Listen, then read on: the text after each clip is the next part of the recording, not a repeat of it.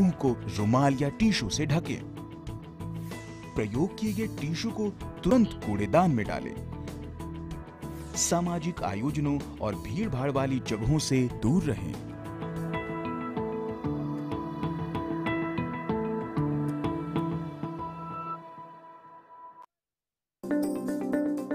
कोविड-19 के चलते ज्यादा से ज्यादा लोग डिजिटल ट्रांजैक्शन का प्रयोग कर रहे हैं।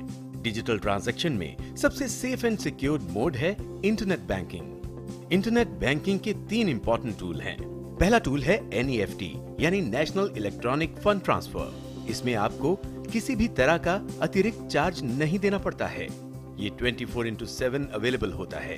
ये एकदम सिक्योर मोड में से एक माना जाता है। हालांकि इसमें जो पैसा ट्रांसफर करते हैं वो रियल टाइम में नहीं होता। इंटरनेट बैंकिंग का दूसरा टूल है IMPS यानी इमीडिएट पेमेंट सर्विसेज।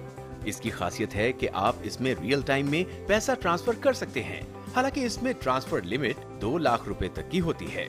तीसरा टूल है RTGS यानी रियल टाइम ग्रॉस सेटलमेंट। ये काफी फास्ट और सिक्योर्ड मोड माना जाता है। इसमें आपको minimum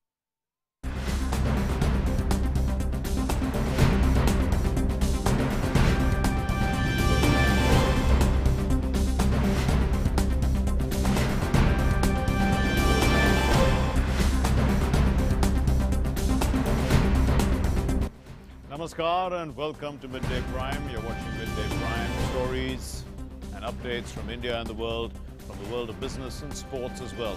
Well, the vaccines are reaching their destinations for the rollout of the world's largest vaccination drive. India is the only country that already has such a network because it has the largest vaccination programs for newborns and maternal health. And we'll be asking our correspondent what's the first phase of the vaccination. Let's look at the big news at this hour. So the nation gears up for the world's largest vaccination drive beginning Saturday as more consignments continue to reach various parts of the country. Covaxin consignments reach Delhi from Hyderabad. The first phase of the vaccination will see 3 crore healthcare and frontline workers being inoculated.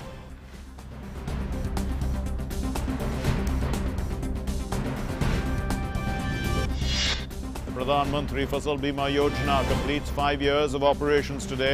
Prime Minister Narendra Modi says that the scheme is an important initiative to secure hard-working farmers from the vagaries of nature, and it has increased coverage, mitigated risk and benefited crores of farmers. The Prime Minister congratulates all beneficiaries of the scheme.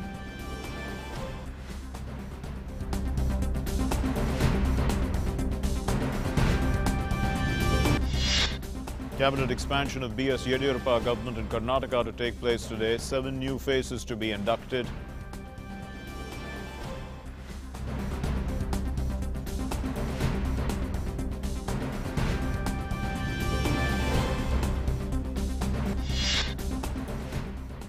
Marina's district collector and superintendent of police removed with immediate effect in connection with the matter of deaths due to poisonous liquor.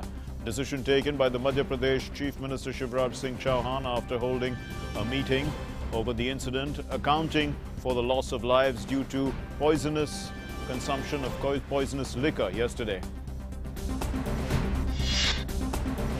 Prasar Bharati clarifies that no All India radio station is being closed anywhere in the country or in any state of the country, taking a serious note of false reporting and fake news claiming the closure of AIR stations by various media outlets across India. Prasar Bharati makes it clear that these reports are baseless and factually incorrect.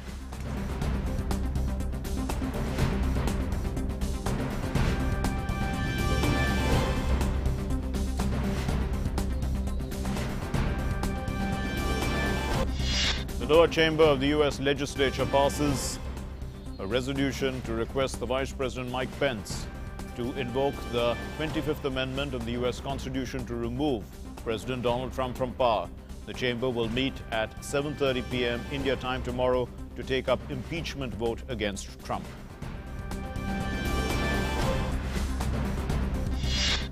The Tokyo 2020 Olympics will be held on July 23rd this year. From that day onwards, with or without COVID-19 as planned. Tokyo 2020 Organizing Committee President Yoshiro Mori says that the Games will not be put off to 2024 or even 2032, as rumors are doing the rounds.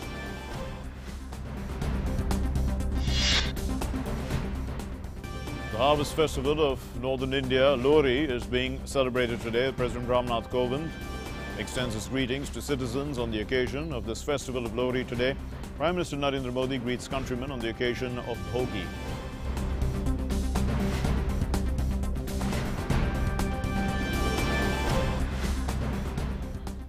So let's begin this bulletin with the big story.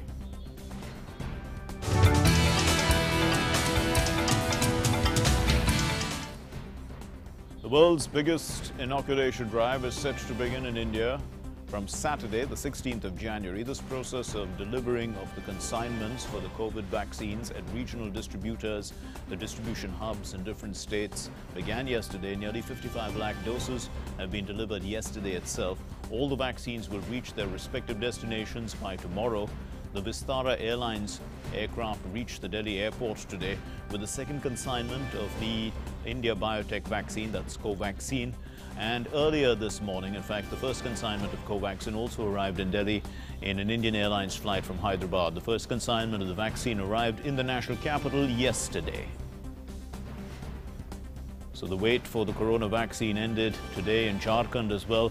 The vaccine manufactured by Pune-based Serum Institute of India was brought to Ranchi this morning by a special cargo plane. The vaccine was taken to the RCH Vaccine Center in Namkum of Ranchi, and arrangements from there have been made to send the vaccines to various districts. Vaccination will begin on the 16th of January, as we've said, nationwide. Simultaneously, each vial, it contains 10 dosages of vaccines. And also the vaccine dose, the maximum dose will be provided to Ranchi and East Singhbhum district, and the preparations have been completed in Ranchi district regarding the vaccination. There is a proper preparation for storage and distribution of the vaccine at the Sadar Hospital, and a deep freezer has also been installed at the center to maintain the cold chain. Well, the first batch of COVID vaccines arrived in Kerala. The COVID vaccine arrived in the Kochi airport this morning by a Go Air flight. This is for the first phase of vaccination. The first batch of 299,500 Covishield vaccines arrived in Cochin. So these vaccines will then be sent to the vaccination stores, vaccine stores in Ernakulam and Kozhikode. And of these, 1,100 vaccines will be sent to Mahe in Puducherry, and by the evening, 134,000 vaccine consignments from Indigo flights will be delivered to the Thiruvananthapuram airport. 435,500 vaccines will be delivered in the state under the nationwide COVID vaccination campaign to be held on January 16. 133 vaccine centers have been established in Kerala for the vaccination. Well, the consignment of corona vaccine has also reached Bhopal. 94,000 units of the vaccine have reached Bhopal in 8 boxes. The vaccines will be delivered to Indore and Jabalpur with the help of an aircraft. And the vaccines will be delivered by road also on the 14th of January in the state's Gwalior district. A total of 506,000 vaccines are to be delivered in the first phase of the vaccination in the state, of which 94,000 will be delivered in Bhopal, 152,000 in Indore, 151,000 in Jabalpur, and 109,500 vaccines in Gwalior. The first consignment of the corona vaccine has reached Tripura's capital, Agartala. The consignment has been sent to the Vaccine Cold Chain Center, and this will be delivered to 15 vaccine centers located in 8 major districts of the state. 56,500 vaccine आए हैं, उसको district wise allocation आ गया है। अभी हम लोग उसको count करके जैसे जैसे डिस्ट्रिक्ट से व्हीकल्स आएंगे सिक्योरिटी के साथ हम लोग डिस्ट्रिक्ट में आज ही भेज देंगे। अपनी तरफ से पूरी तरीके से तैयार हैं। 16 तारीख को बस हम लोग लॉन्च होंगे। आइस पैक्स में आया है, टेम्परेचर मेंटेन करता है, तो वहाँ से हमारे इंसुलेटेड वैन्स होते हैं इस प्रकार के, जैसा आपने देखा है। उसके अलावा अभी आइस पैक में है तो वो 72 आवर्स तक उसमें रह सकते हैं। Meanwhile, the member health of Niti Aayog, V.K. Paul, Dr. V.K. Paul, has said that both the authorized vaccines, Covaxin and Covishield, are safe, effective, pocket-friendly, and there should not be any doubt about any of them. And he added that there are They are the safest vaccines and they have been tested on thousands of people. ये दोनों vaccine safest of the vaccine हैं। इनका अगर आप data देखें, हजारों व्यक्तियों में इनको टेस्ट किया गया है, दोनों वैक्सीन को कुल मिला के अगर आप देखें तो साइड इफेक्ट्स आर नेग्लिजिबल। और किसी भी जितने भी वैक्सीन हैं हमारे टेटनस टॉक्सर से लेके हेपेटाइटिस तक, तो उनके साथ भी अगर आप कंपेयर करेंगे तो ये उनमें कम से कम साइड इफेक्ट्स वाले, एडवर्स इफेक्ट वाले वैक्सीन हैं। कोई रिस्क नहीं है। There is no risk of any significance. Let's be reassured. Give this message. Well, according to the Indian Council of Medical Research, a total of 18,34,89,114 samples were tested for COVID-19 so far, of which 8,36,227 samples were tested yesterday. So that's the latest on the testing for COVID vaccines. So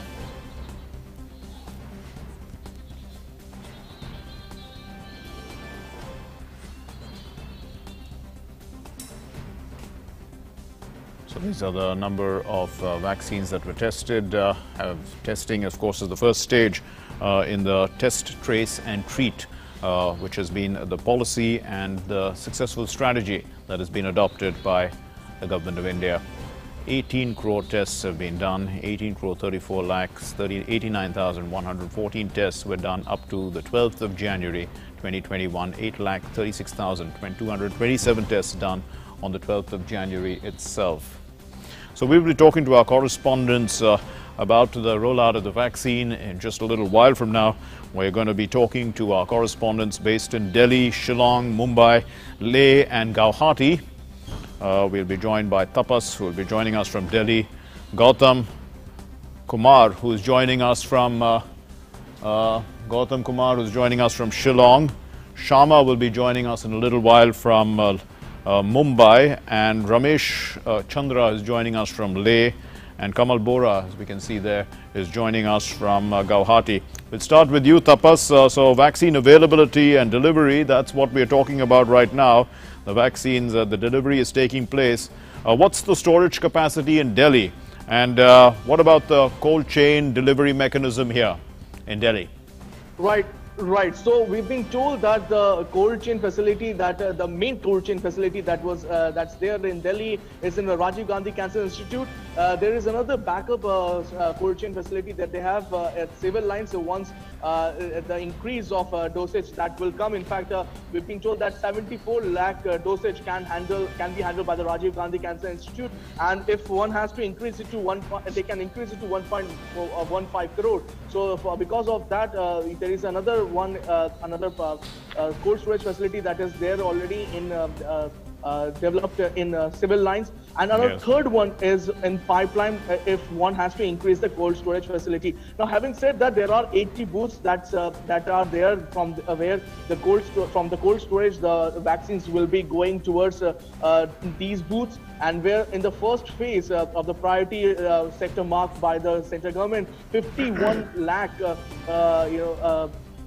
frontline workers will be administered the dosage. Yes. So as of now, I can say that 74 lakh dosage is the current capacity, which can be increased over 1 crore, and the necessary infrastructure has been put in place, and the government, the central government is also working with the municipalities. In fact, the MCDs has given almost more than 95,000 names for the people to be inoculated. So Tapas, we'll come back to you for more details on that. Let's move across now to Gautam, who's joining us from Shillong. In the first phase, there are 3 crore health workers across the country who are going to be, and frontline workers who are going to be vaccinated. People want to know how they are going to, even if I am a frontline worker or a healthcare worker, basically, how will I know where to go to get the vaccination done? Right, so as far as the state of Meghalaya is concerned, there are 11 sites that have been designated for delivering the vaccine. And all the 16,000 frontline workers, the health workers that are to receive the vaccine, have already been identified way ahead in month of December. So the registration work has already been completed, and these people will be receiving an SMS on their phone to giving the details of where to go and how to get the vaccine administered. So that's the situation in Shillong. There's 35,000 doses of the vaccine that have arrived in the state. So 16,000 in the first phase, and maybe in 2 weeks' time, the second phase will be administered. Right, Ramesh, joining us from Leh. You know, apart from the government medical staff, there are other private practitioners who are also doctors. You know, if we're looking at the project across the country, there are also rural professionals who are health professionals. There are doctors who are with alternative medicine. Do they fit into the category of the, you know, the top priority to be vaccinated at this time? Yes, Mark, National Expert Group on Vaccine Administration has made it very clear. All sections of the frontline health workers, be it Ayush or if you take Ladakh perspective, we have Sowa Riksha here, and everybody is included because after the court intervention, they have given permission to give the immunity boosters to COVID patients. So these are all the part of the big fight against COVID coronavirus in the country. So all these are, as you were saying, over 3 crore frontline warriors who fought for the last 8-9 months against the coronavirus are on the priority, including Ayush or Sowa Riksha in Ladakh and Kashmir I am talking about. Okay, Kamal Bora, is there a choice between the two vaccines? You know, the vaccine Covishield and Covaxin, or you know, how does the government decide that, you know, this particular state will get Covaxin and that will get Covishield in the first phase? Yes, Marklin, as far as the first phase is concerned, see, the state government, there is no choice has been made between these two vaccines. Since we have not received any release regarding this from the state government.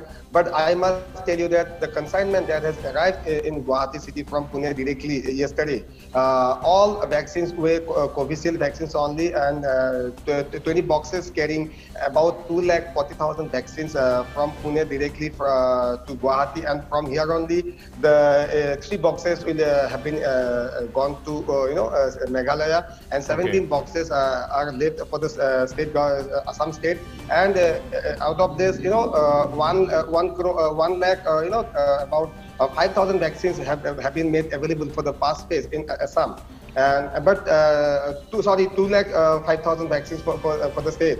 But as far as the choice of the beneficiary is concerned, there is no choice. There is no option for the beneficiaries which vaccine they want. Whatever vaccine the government will make available for these beneficiaries, they have to go for it. And as a matter of fact, I must tell you that since the government of India has approved both the vaccine, Covaxin and Covishield, and both are mostly risk-free, so definitely beneficiaries will not have to worry about that vaccine. But as far as the choice is concerned, definitely it will be Covishield in the first phase. Okay, we'll have to stop you all for the moment, because we're going live across now to a press conference being addressed by the BJP spokesperson Sambit Patra. Let's go across there live now.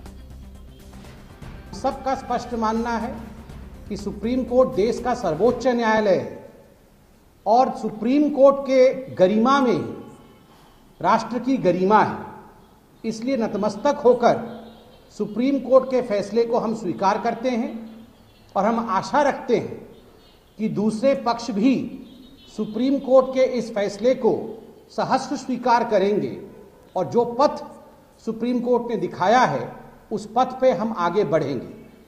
बंधुगण, आप सब ने देखा है 2014 जब से नरेंद्र मोदी जी भारत के मुख्य सेवक के रूप में आए हैं, जब से वो भारत के प्रधानमंत्री बने हैं, तब से नरेंद्र मोदी जी का केवल एक ही उद्देश्य रहा है और वो उद्देश्य है किसानों का उत्थान, गरीबों का उत्थान, शोषित मजलूमों का उत्थान, वंचित दलितों का उत्थान, मजदूरों का उत्थान।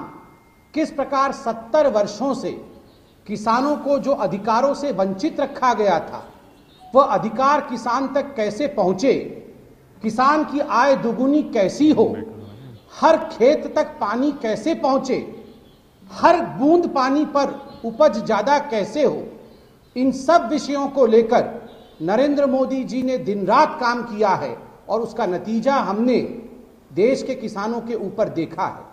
आज भारतीय जनता पार्टी हाथ जोड़ करके ये प्रतिज्ञा के साथ कहती है कि आने वाले समय पे आप देखिएगा, गरीबों के लिए, शोषितों के लिए, वंचितों के लिए, किसानों के लिए और अधिक काम होगा और हिंदुस्तान आत्मनिर्भर बनेगा, आगे बढ़ेगा। हम सबको हिंदुस्तान के जो संवैधानिक संस्थाएं हैं, चाहे वो सुप्रीम कोर्ट हो, चाहे पार्लियामेंट हो, जनता, इन सब पर अटूट विश्वास रखना पड़ेगा, तभी ये राष्ट्र आत्मनिर्भर हो पाएगा और आगे बढ़ पाएगा।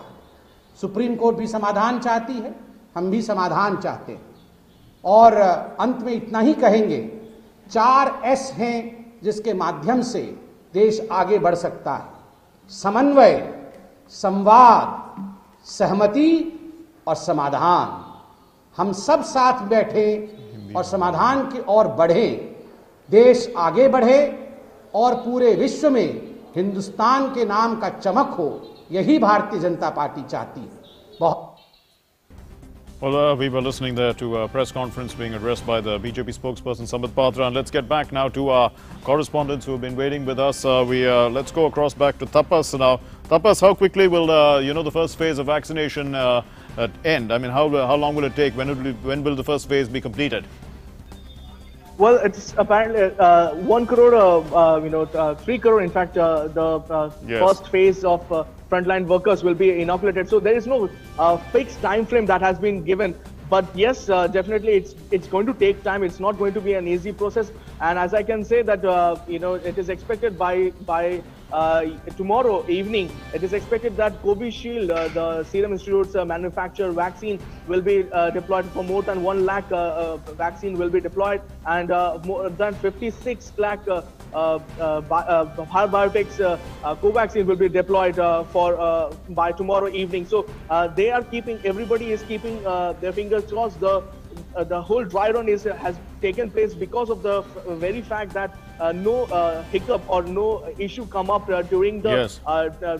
The whole process of taking it from the one cold chain to the booth where they will be administered. A lot of people have been trained. There is a whole range of army of frontline workers who have been trained to administer these particular vaccines. So it's not going to be a one-day affair. It's not going to be a one-week affair. It's a long-drawn battle that we have taken against the COVID-19. And it's going to be a long-drawn battle. And the thing is, that we have been told that even if you take the first jab of the vaccine, one has to keep the COVID-19 protocols in mind before they take the second vaccine. It doesn't mean that after taking the first vaccine shot you will be immune. One has to follow the protocol, and that is the key factor out here, Mark. Absolutely. Gautam, for the next priority list, I mean, let's move beyond the first phase. That comes to people who are above 50 years of age and with comorbidities. So, has that assessment already been done? You talked about Meghalaya, and they had they had an assessment of the first round, but what about the second round? Have they made an assessment of the people who have comorbidities and those above 50 years of age, maybe taking from the voters list or from Aadhaar or something like that? Right, so in the state presently, all the focus is on the first phase. So the preparations have all been in place mostly for the first phase. As far as second phase is concerned, there has been an uptick in the number of people registered with Aadhaar cards, and even because we had the by-elections, there have been more voters added to the voters list as well. So that is a possibility, but then there has not been much clarity on what the state is deciding to do after the first phase. So all focus is currently on getting the health workers vaccinated.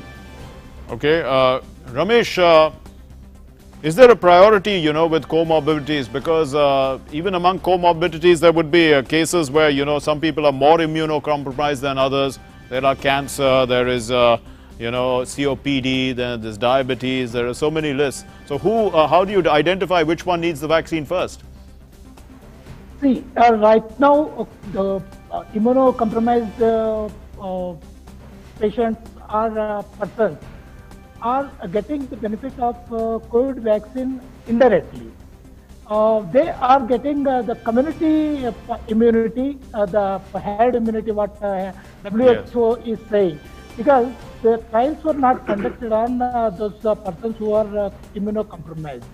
So right now the priority is the frontline workers and the persons who are directly involved in COVID fight.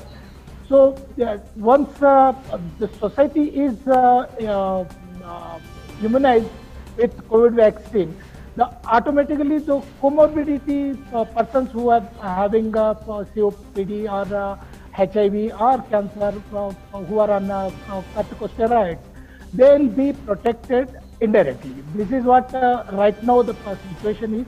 Once the trials are conducted on them, how the vaccine behaves on persons who is suffering immunocompromisation, then vaccine will be rolled out for the section. Okay, I think we are going a little ahead of ourselves for the second phase, but Kamal Bora, you know that at the end of the day, people really want to know when they are going to get the vaccine. That's why we're talking about the second phase as well. What is the time frame? I mean, from your sources, what is the time frame that, you know, we are likely to see the second phase commencing? Yes, Mark, as far as the second phase is concerned, so far, you know, as my colleague from Shillong, Gautam, was saying that, you know, the whole state is concentrating on the first phase only. Here also the same story. You can see so far no such statement has been made by state government regarding the second phase. But whatever it may be, you know, it can be done anytime soon, because the state government is ready to go for, you know, a massive drive. In the first phase itself, it's gonna, you know, inoculate about 2 lakh frontline workers. And the second phase, if also it should be done in the next few days, then also it can be done, because the government is ready with all its infrastructure, all its facilities. So there is no hiccup so far. That's why we can say that, though it's not been mentioned that when the second phase will be conducted, but government is ready for you know, anything. Right. Thanks very much, Kamal. We are also joined by Shama. Shama is joining us from Mumbai. Shama, good to see you. You know, how do people register for this vaccine? At the first phase I'm talking about, even if you're a doctor or a frontline worker, probably how do they register? What sort of documents are required? Proof that they are, you know, healthcare workers or frontline workers? For the registration process, we already know that the first round for vaccination program would be preferred, and the preference would be given to all the health workers. So each hospital here in Maharashtra or everywhere in the state, everywhere in the country, they are doing an in-house training for all their health workers, for be it nurse, doctors, or the health staff. So they've been given the necessary technological training, where they know where to register, and they are getting the link for the COVID app, and there they're registering. Apart from that, they are also given a choice whether they want to produce their Aadhaar card, PAN card, or any other national document, which they also have to carry when they are approaching or when they are scheduled for their vaccination day. Once that registration is done, they would be given their schedule and you know, time, date, and place where they have to come. Upon arrival in the hospital or the vaccination center, they would be checked with their particular the ID card, or also the OTP would be generated for the confirmation that this is the same person. Right, absolutely. So the clarification is clear. I mean, through an OTP and the phone. Yeah, let's talk a little bit also about, you know, elderly people in the second phase, because they are the ones who are most anxious now. They want to be vaccinated. They've been locked up in their homes for, like, you know, almost a year now, and they want to start living their lives. This question is rather about the people who are not able to come out at all. Will the, you know, people maybe in old age homes and all that, does the vaccine go to them, or is there a plan like that? Or they have to go to the booth? This is the second phase I'm talking about. So in the second phase, we already know that, you know, apart from the health workers, the senior citizens would be given the vaccination, and also the people who are with the comorbidities. So like you've also mentioned that these people, these senior citizens or super senior citizens who've been inside their homes, locked and protected by, you know, their family members, that they should not be going out right now, the process would be same for them as well. Once the health workers are cleared for the vaccination program, then the senior citizens would be registering. And we also know that the CoWIN app, even if it's available on the Play Store or the Android or the Apple version, iOS store, right now it is not functional for any common citizen of India. Like I've mentioned, the link has been sent to people, to the health workers, and similarly, the links would be also shared to the senior citizens as well. Apart from that, the technological aspect is also being worked out at the functioning of the CoWIN app. So once that happens, because this is the first phase and this is the very first vaccination drive that is happening, so slowly we can say that the CoWIN app would be functional and the senior citizens or their family members could register themselves easily, and the process would be same, more or less. Okay, we leave it there. Thank you very much, Shama Mishra, for joining us from Mumbai, Gautam from Shillong, Kamal Bora from Guwahati, Tapas from Delhi, and Ramesh from Leh. Let's move on now to our developing story.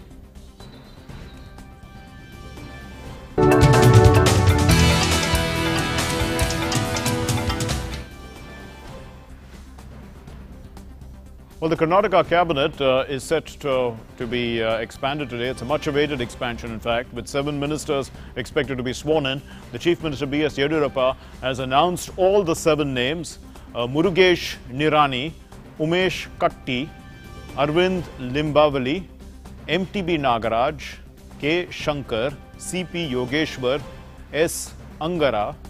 They all held discussions, in fact, with the BJP's top brass in Delhi as well. So that's likely to happen later today. We were going to talk to our correspondent Aisha Khanam on that story. But let's move on to our next story then, our National Prime segment.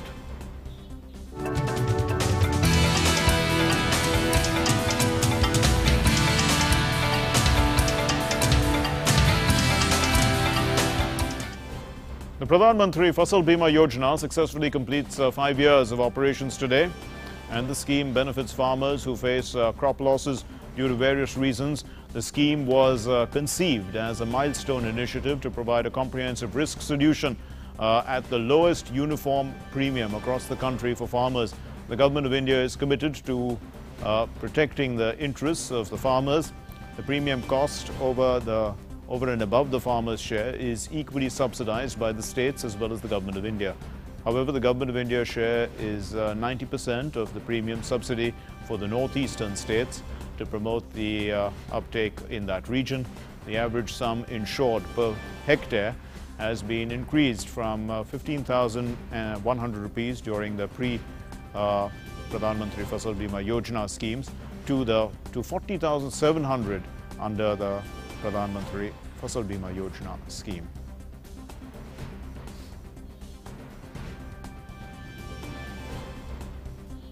And Prime Minister Narendra Modi has said that the Pradhan Mantri Fasal Bima Yojana is an important initiative to secure hard-working farmers from the vagaries of nature. He tweeted and said that this Yojana has increased coverage, it's mitigated risk and benefited crores of farmers. He congratulated all beneficiaries of the scheme. How has Prime Minister's Fasal Bima Yojana ensured greater benefit to the farmers? How has transparency been furthered in settlement of claims? These and other aspects relating to Prime Minister's Fasal Bima Yojana have been answered through innovative content on the Namo app, your nation's voice section. And Pradhan Mantri Kisan Bima Yojana has completed 5 years successfully. The scheme, in fact, is reaping the better outcomes for farmers. Let's listen to some of the beneficiaries of the Fasal Bima Yojana. We have a land of 5 acres on which we used to do paddy farming. This year we had to face huge loss due to water, but Prime Minister Kisan Bima Yojana has helped us a lot. We got benefit of 10,000 under the scheme. I want to thank PM for helping us. Last year we faced a massive loss due to heavy rainfall. Our crop of vegetable were destroyed. Kisan Bima Yojana has actually helped us. We got money under the scheme. We are poor farmers.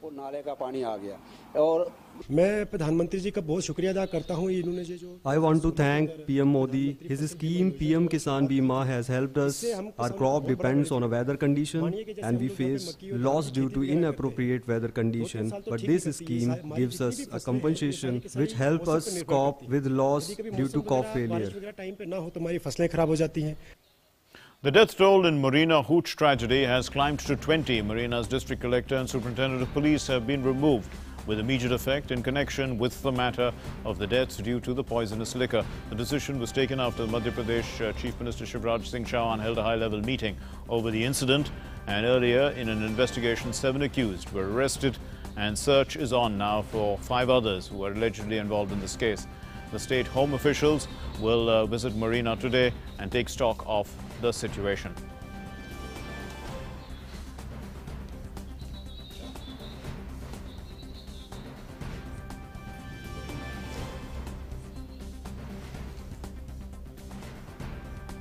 Prasar Bharati today has clarified that no All India radio station is being closed anywhere in any state of the country. Taking a serious note of false report and fake news regarding this, Prasar Bharati has made it clear that these reports are baseless, factually incorrect. Prasar Bharati has further stated that no All India radio station is being downgraded or even converted anywhere in any state or union territory. All India radio stations will continue to originate local programming in line with the linguistic, socio-cultural and demographic diversity of our country.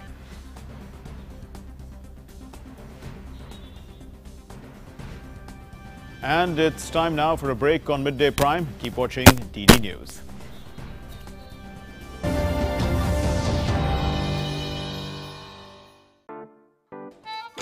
Nine to 5 job, अरे 5 to 9 job, भाग दौड़ all the time job. The roaming वाला job, the deadline वाला job, और are you living in the market वाला job? जिंदगी में मौके ही मौके हैं। अपनी मर्जी से जॉब चुनिए, अपनी इच्छा अनुसार कमाइए, बन जाइए LIC एजेंट। ये है जॉब से बढ़कर, ये है करियर इंश्योरेंस। अपना बॉस खुद बनिए, बन जाइए LIC एजेंट। अब लाइफ सेट है।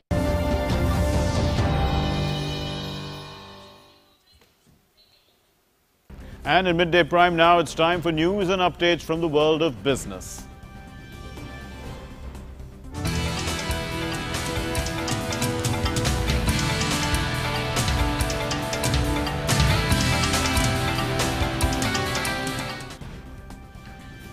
And for that, let's go across to Ajay Mishra. He has all the latest. Over to you, Ajay.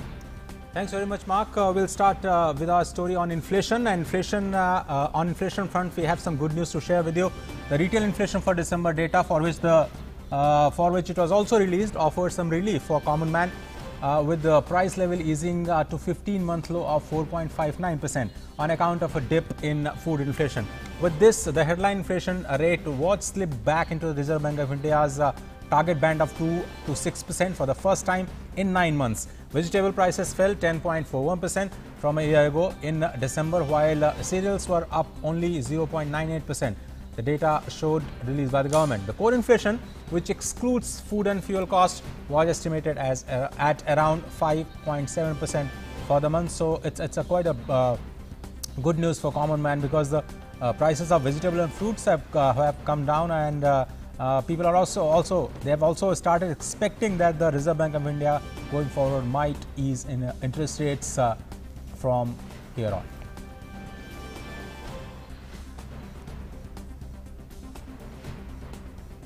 And the billionaire Elon Musk-led Tesla has registered a subsidiary company in India as the electrical vehicle company. The maker eyes a slice of largely untapped domestic sustainable automobile market. The new entity, Tesla India Motors Energy Private Limited, is registered in Bangalore, Karnataka, and is classified as subsidiary of a foreign company. Tesla has named Vaibhav Taneja, Venkat Arangam Sriram, and David Jones Feinstein as the 3 directors in the newly formed entity in the country.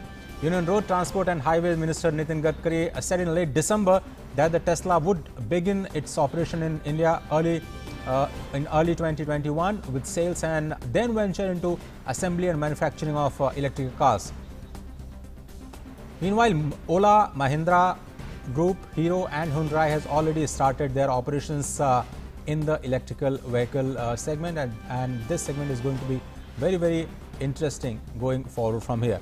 And if we can share the current status of markets with you, the Sensex and Nifty are actually closing high with the Sensex inching towards 50,000 mark, and Nifty has breached 14,600 for the very first time.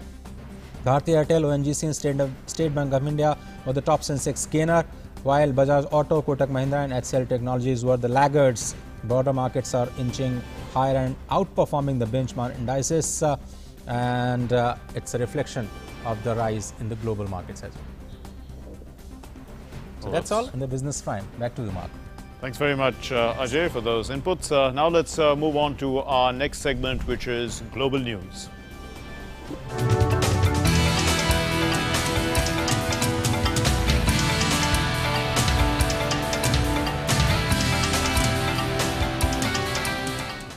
Well, the U.S., the lower chamber of the U.S. legislature, that's the House of Representatives, has passed a resolution to request the Vice President, Mike Pence, to invoke the 25th Amendment of the Constitution of the United States. This is to impeach the current President, Donald Trump, actually to remove him from office through the 25th Amendment.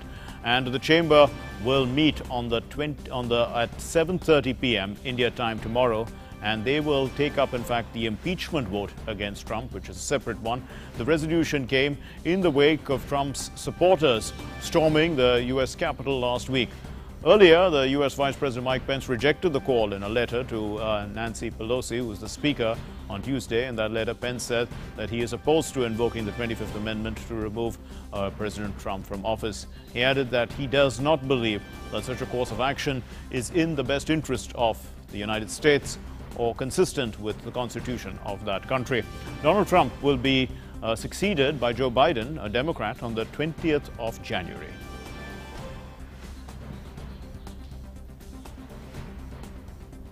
And Abhishek Jha now joins us with inputs on the story. So, Abhishek, well, the House of Representatives is largely the Democrats have a majority there, so this was expected to pass. But you know, they are asking the Vice President to act, who is the head of the Senate, and he has said he's not going to act. So, where are we now? We are in a situation where nothing's going to move. So, Mark, going by the constitutional report and the constitutional specification in the U.S., if Vice President does not concede to the mandate of House to invoke 25th Amendment and thereby forming a by becoming President of USA with the help of a majority of senior cabinet colleagues and removing the existing President. Now the mandate of the House will be sought again when Democrats will pass a different resolution on the charges of which, as per the 14th Amendments or certain other articles, they will charge President Trump of inciting a mob and insurrection. And then, as the House has the majority for Democrats, the House needs a simple majority for the impeachment process to begin. And if that process is completed, then this whole trial thing will happen in Senate, where again Democrats have the majority, and also a certain number of senators from Republican side will also be needed to furnish the impeachment process so that President Trump can actually be removed. Otherwise, President Trump stays if the Senate does not have two-thirds majority and Senate does not convict President Trump with two-thirds majority of the charges that impeachment process has begun with. So we'll have to wait if Mike Pence does not agree with the mandate of House, because the Democrats have said that they will wait for a certain time before they proceed further on bringing new resolution to impeach the president. So it's just a matter of time, Abhishek, because the House of Representatives will impeach the president, and it'll be the second time that is done so. But then it's this time we have to see whether the Senate also agrees with that impeachment motion, because you say that some of the Republicans also are in favor of that, but they require at least 17 Republicans to vote so that they get the two-thirds majority in the House in the Senate. That number doesn't seem to be adding up right now. Exactly, Mark. We know that Democrats have just got enough number of majority to stay in House in order to have more political and strategic and policy clout. Just in the last week when Georgia runoff happened and 2 Democrat Party nominees were winner of the Senate seats. But even now, for the impeachment process to punish as per the wishes of the Democrat side that they want to remove Trump, actually, they need 17 more at least senators. That has to come from the Republican side. And Republican senators, though they have come certain numbers, almost 20, they have been reported in the US media that 20 senators have come openly in support of the impeachment process, or they are not exactly comfortable with Trump being in the president house for the next 8-10 days even. But then we'll have to see how many senators will actually turn out to vote in favor of impeachment, because not supporting President Trump for his actions on the Capitol Hill march that has happened in the last week is a different thing. And then going ahead and voting against their party's mandate and against their party's president needs a lot more courage and a lot more heart and stuff. So whether those Republicans who have actually voiced their concern with the president will actually support the impeachment process also, that we'll have to see in the next 7-8 days. In fact, there's a lot that one can discuss about this, but we'll have to leave it there. Thanks very much, Abhishek Jha, for those inputs. Moving on then to our next story. The video sharing app YouTube has barred new content from being posted on US President Donald Trump's channel for at least a week over a violation of its policies. This is the latest move by the social media giant, by another social media giant, to crack down on the president's following last week's Capitol Hill riots. YouTube, in a statement on Twitter, said, and I quote, "After review and in light of the concerns about the ongoing potential for violence, we removed new content uploaded to Donald J. Trump's channel for violating our policies. It now has its first strike and is temporarily prevented from uploading new content for a minimum of 7 days. The comments section has also been disabled," the app stated further. And this decision comes days after Trump banned Twitter, in fact, had banned Trump's personal account, which is Real Donald Trump, which was a very popular account, from its platform completely. So this is quite ironic, because the US president is actually supposed to be titled as the leader of the free world, but he's banned from all sorts of platforms. Now let's move on to our next item, which is looking at the updates on COVID-19 from across the world. The virus continues to loom around the world, infecting over 9,19,68,780 people, while the number of recoveries have been quoted above 6,57,80,640. COVID-19 has claimed more than 19,68,000 lives worldwide. The virus continues to affect the United States the most, with over 2,33,54,970 cases.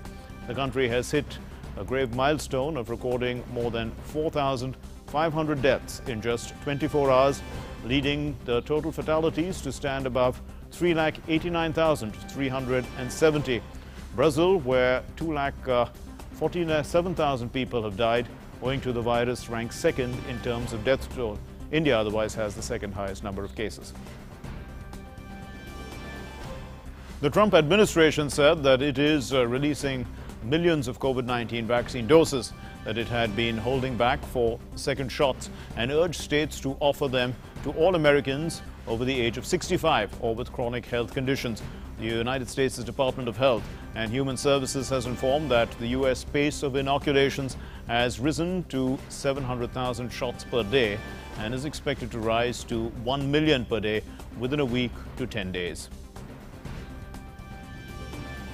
And China is stepping up measures to contain a possible widespread coronavirus outbreak in areas surrounding capital Beijing, with Langfang city in Hubei province being put under lockdown. Beijing also shut highways from the neighboring province amid the rising infections.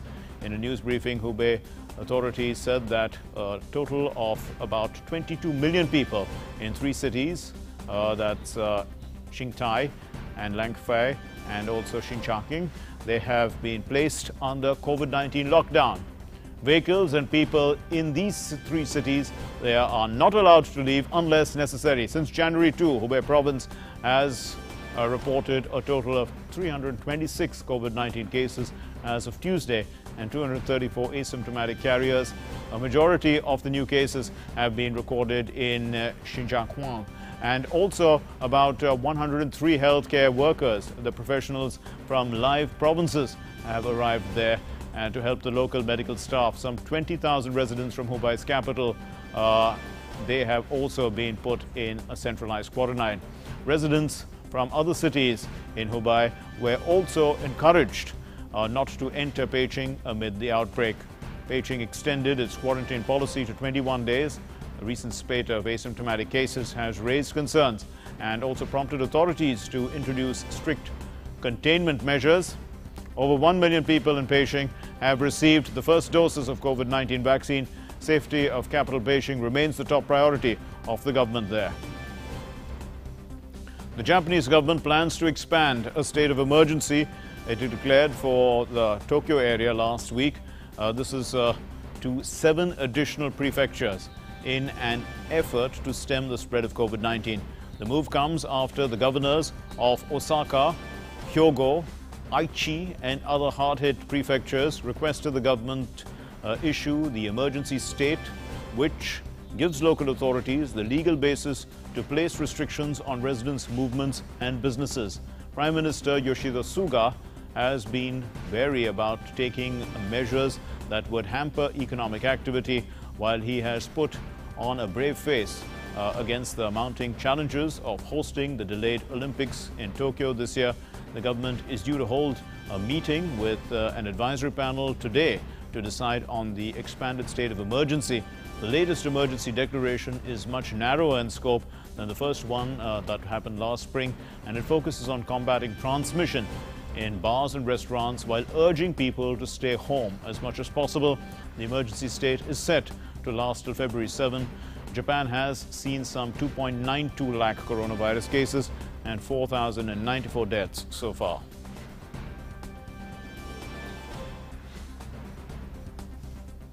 Time now for news from the world of sports.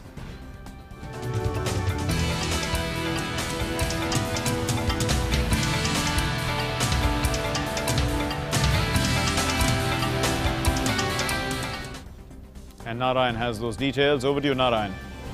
Thanks, Mark. Let's get started with the India tour of Australia. Ajinkya Rahane-led Team India on Wednesday started their preparations for the India versus Australia 4th test in Brisbane. After having a discussion with coach Ravi Shastri, Indian players hit the nets as they get ready for the Gaba Challenge. The injury-ravaged Team India is set to make at least 3 changes in their squad for the last test of the series in Brisbane. Such is the injury situation with the Team India that even most of the bench strength is also struggling with injuries, and they are pondering to include T. Natarajan or Washington Sundar in the squad, who stayed back in Australia to help the Team India during the next session. BCCI Apex Council is set to decide on the fate of the domestic season when it meets virtually on Sunday. Even though Syed Mushtaq Ali Trophy is already underway, there is not much clarity on the future of the other tournaments, and the Apex Council is expected to take a call on whether it will be possible to host the Ranji Trophy. The board will not only discuss the fate of the domestic season but also discuss the tax issues that the Indian board needs to resolve with an eye on the 2021 T20 World Cup. Now moving to football, Paul Pogba fired Manchester United to the top of the Premier League as Ole Gunnar Solskjaer's men ground out an important victory at Burnley. The Red Devils had won their previous 4 visits to Turf Moor and knew a positive result would move them top at this stage of the season for the first time since Sir Alex Ferguson bowed out as a champion in 2012-13 season. Manchester United have kept their first away clean sheet of the season in the Premier League, conceding 11 goals in their previous 7 matches. Although Burnley had 3 decent chances in the frantic ending, United secured the win to head the table after 17 rounds of matches. Meanwhile, Everton maintained their challenge for a Champions League spot with a victory at Wolves thanks to Michael Keane's 77-minute winner. The legend of Carlo Ancelotti continues to grow as the veteran ground out an away win under difficult circumstances as Wolverhampton Wanderers beating host 2-1 thanks to an early goal from Alex Iwobi and a late winner from Michael Keane. The Blues were challenged from the outset by a quick and talented Wolves side, but Ancelotti set out his team in a similar 4-4-2 fashion that dug in and have won key games this season against big clubs in English football. Sheffield United finally gained their first Premier League win of the season in their 18th game as they beat 10-man Newcastle United by a solitary goal from Billy Sharp. The victory ended a club record run of 20 league matches without a win since Blades beat Chelsea 3-0 on 11th July before ending the 2019-20 season with 3 successive defeats. The start to this campaign, no wins, 2 draws and 15 losses, was the worst in the Premier League history. The Blades remain bottom of the table but are now on 5 points, 3 behind 19th place West Brom and 9 adrift for Brighton in 17th, having played a game more than both. That's all from Sporting Arena. For more updates, back to you, Mark. Thanks very much, Narayan. And now let's get your news from our next segment, which is Live Prime, news about the world of art and culture.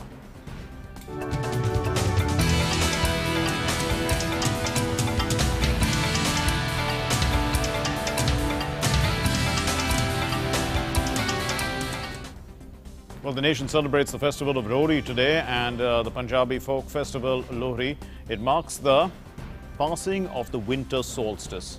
So Lohri is celebrated to welcome longer days and the sun's journey to the northern hemisphere by Sikhs and Hindus in Punjab region of the Indian subcontinent. The day is observed every year on January 13, a day before the festival of Makar Sankranti.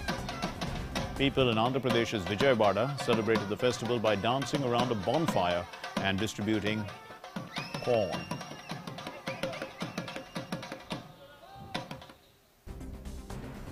Well, Pongal festivities in Tamil Nadu began today with Bhogi, dedicated to Indra, the god of rain. Bhogi is the first day of a 4-day-long Pongal festival.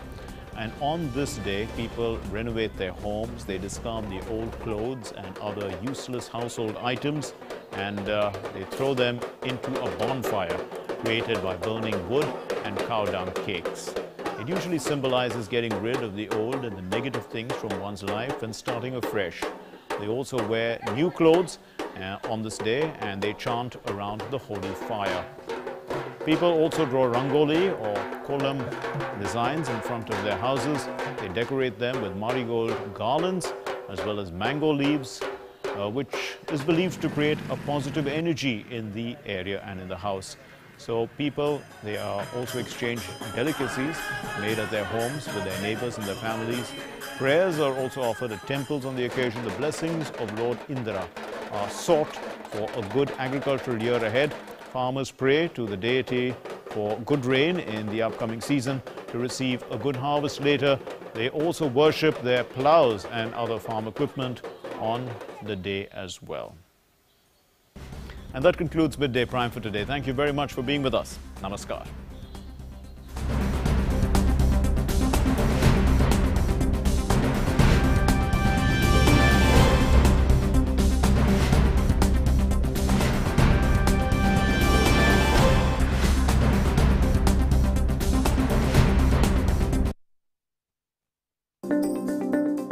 कोविड-19 के चलते ज्यादा से ज्यादा लोग digital transaction का प्रयोग कर रहे हैं। डिजिटल ट्रांजैक्शन में सबसे सेफ एंड सिक्योर्ड मोड है इंटरनेट बैंकिंग। इंटरनेट बैंकिंग के 3 इंपॉर्टेंट टूल हैं।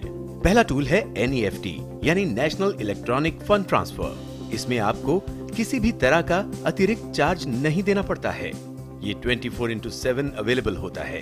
ये एकदम सिक्योर मोड में से एक माना जाता है। हालांकि इसमें जो पैसा ट्रांसफर करते हैं वो रियल टाइम में नहीं होता। इंटरनेट बैंकिंग का दूसरा टूल है IMPS यानी इमीडिएट पेमेंट सर्विसेज। इसकी खासियत है कि आप इसमें रियल टाइम में पैसा ट्रांसफर कर सकते हैं।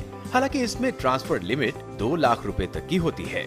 तीसरा टूल है RTGS यानी रियल टाइम ग्रॉस सेटलमेंट। ये काफी फास्ट और सिक्योर्ड मोड माना जाता है। इसमें आपको मिनिमम 2 लाख रुपए तक का ट्रांजैक्शन करना होता है। जब भी आप ऑनलाइन ट्रांजैक्शन करें सिक्योर्ड मोड ऑफ पेमेंट यानी कि NEFT, RTGS या IMPS के माध्यम से ही करें ताकि आपका ट्रांजैक्शन एकदम सेफ एंड सिक्योर्ड रह सके।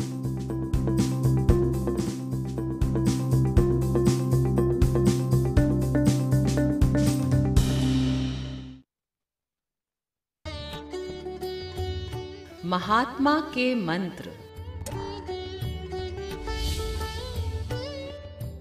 खुद वो बदलाव बनिए जो आप दुनिया में देखना चाहते हैं।